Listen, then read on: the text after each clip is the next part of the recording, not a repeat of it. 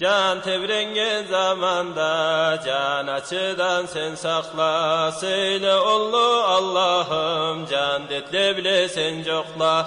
La ilahe illallah, la ilahe illallah, la ilahe illallah, Muhammedun Resulullah. Kur'an yürekni inağı, namaz kabırını çırağı, zikir siratını burağı, aytığız Allah'ını kulları. La ilahe illallah, la ilahe illallah, la ilahe illallah, Muhammedun Resulullah. Namaz söyle kulluktu, Allah'tan kelgen buyruktu, betine nürü urluktu, kabırda jönger bolluktu. La ilahe illallah, la ilahe illallah, la ilahe illallah, Muhammedun Resulullah.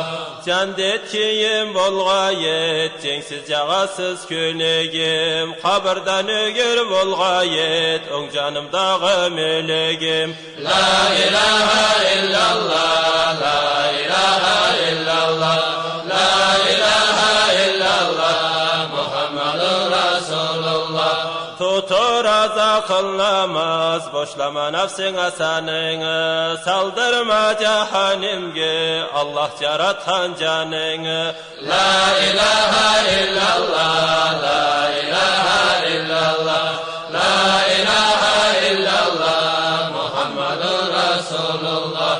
Tutsan oraza, kılsan namaz, kim zatlanı Allah geçer.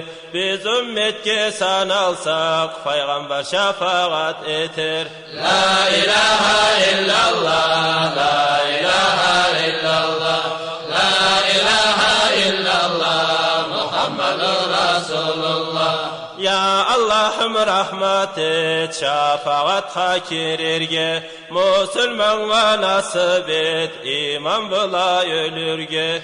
La ilahe illallah, la ilahe illallah, la ilahe illallah, Muhammedun Resulullah.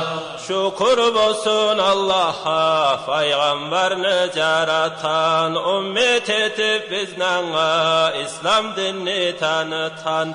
La ilahe illallah, la ilahe illallah, la ilahe illallah, Muhammedun Resulullah. Rahmet bula ya Allah, geçilsin günahımız, cehennemden kendi kalsın sen jaratan canımız. La ilahe illallah, la ilahe illallah, la ilahe illallah, Muhammedun Resulullah. Tüz Allah'ım Allah'ydı, har zatını da köredi, har adamını innetice Allah nasip veredi. La ilahe illallah, la ilahe illallah, la ilahe illallah, Muhammedun Resulullah.